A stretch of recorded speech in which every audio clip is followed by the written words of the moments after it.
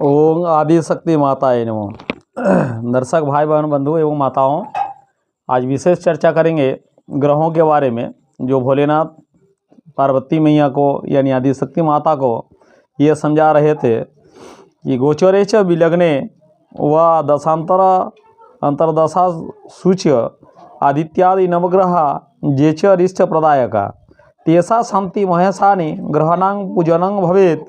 ग्रह पूजा कर्तव्यम भक्ति भावेन सुंदरी प्रतिमायां तथा जंत्रे जंत्रे च वरवर्णिनी सुवर्णं कुमं वस्त्रं चंदनैव प्रपूजनम।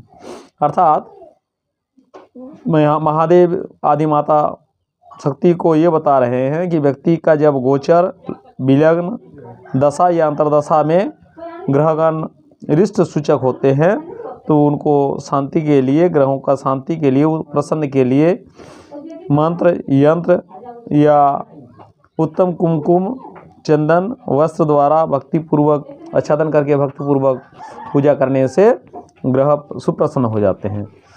तो दर्शक भाई बहन बंधु, आज विशेष चर्चा करेंगे मंगल दोष क्या है एवं इसका निवारण क्या है। तो मंगल दोष से आज शायद कोई ही व्यक्ति अपरिचित है, क्योंकि अनेक आधुनिक विचारधाराओं के व्यक्तियों ने इस दोष की चर्चा करते हुए इसका उपहास उड़ाया है। नारियों को सहानुभूति प्राप्त करके अपना व्यक्तित्व निर्मित करने वाला अनेक विद्वानों ने भी इस दोषों के लिए ज्योतिष शास्त्रों की मूर्खतापूर्ण आलोचना करने बढ़ जाते हैं। उनका कथन होता है कि मंगल तो शुभ को कहते हैं, फिर मंगल से दोष कैसे उत्पन्न हो सकता है। ये मूर्ख लोग मंगल का शाब्दिक अर्थ लेकर इसे ज्योतिष के मंगल ग्रह से जोड़ देते हैं। ज्योतिष का मंगल ग्रह शाब्दिक मंगल का पर्याय नहीं है। इसका प्रभाव हमेशा तामसी होता है। यह न केवल कन्या बल्कि पुरुषों को भी प्रभावित करता है। इसका प्रभाव कुछ विशेष स्त्रियों को छोड़कर हमेशा बुरा ही होता है। यह जहाँ शुभ प्रभाव भी डालता है तो इसका शुभ तामसी गुणों से युक्त होते हैं। वस्तुतः ज्योतिष में यह माना गया है कि जिस प्रकार सौरमंडल एवं ब्रह्मांड में इसके विचरण करने वाली तरंगों की गांठ बनी हुई है, यानी ग्रह और निहारिका का, उसी प्रकार मनुष्यों के शरीर में भी ये गांठें हैं, ब्रह्मांड तथा पिंडों। ये गांठ ब्रह्मांडीय ऊर्जा तरंगों में से 9 प्रमुख तरंगों का प्रतिनिधित्व है और प्रत्येक गांठ अपनी तरंग को छोड़ना है या उत्सर्जित करता है। मंगल से जो किरणें उत्सर्जित होती है वह रश्मि रक्तिम वर्ण का होता है, लाल वर्ण का होता है। यह किरणें संहार किरणें हैं। इन्हें तंत्र शास्त्र में काली का नाम दिया गया है। इन किरणों के गुण तेज, हिंसा, पराक्रम, शालीनता, अहंकार, स्वाभिमान, काम भाव, कठोरता, क्रूरता, तीक्ष्णता, तीव्रता, कटुता आदि तामसी भाव होते हैं। इसलिए मंगल को ज्योतिष का पाप ग्रह भी कहा जाता है। किंतु काली भले ही संहारक शक्तियों की देवी है, पर इन्हें माता कहा जाता है। कारण यह है कि मनुष्यों के सांसारिक जीवन में तामसी गुण न हो तो उसका संपूर्ण जीवन निस्तेज और निरर्थक हो जाता है।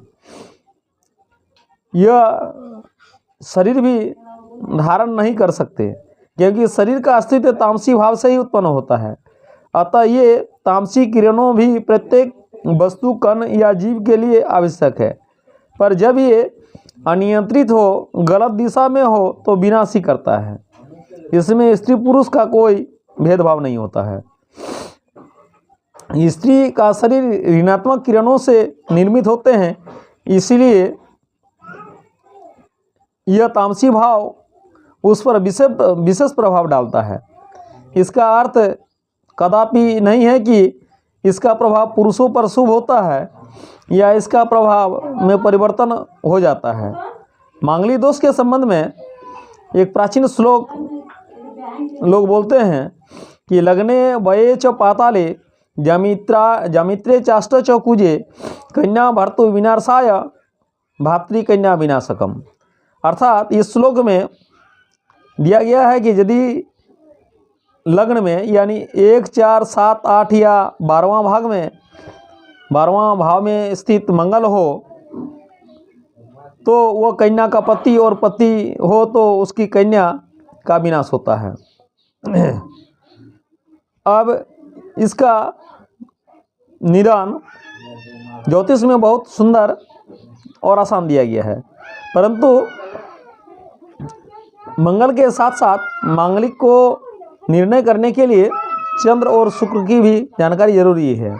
तो इसके आगे वाला वीडियो में हम ये चर्चा करेंगे कि मांगलिक दोष का निवारण क्या है और मांगलिक क्या है, इसके बारे में विस्तृत जानकारी आगे का वीडियो में चर्चा करेंगे। ओम आदिशक्ति माताय नमः।